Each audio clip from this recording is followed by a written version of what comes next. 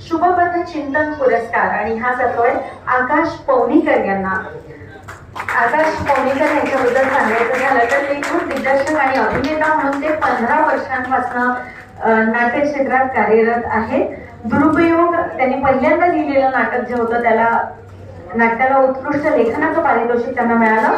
अपेक्षा, दवंडीवाला, ORS की जागरूकता, ठप्पा, पिवळो झेंडो, कंदील अशी नाटकं त्यांनी लिहिली आणि 3 नाटकांचं लिखाण सध्या सुरू आहे। 4 शॉर्ट फिल्मचं लेखन आणि दिग्दर्शन त्यांनी केलेलं आहे।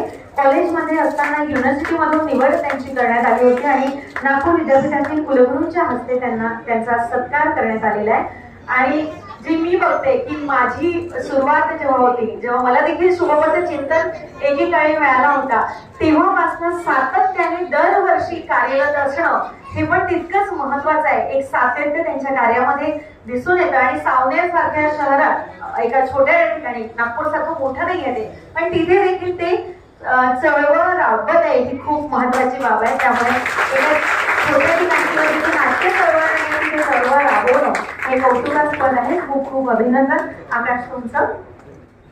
मला वाटतं हे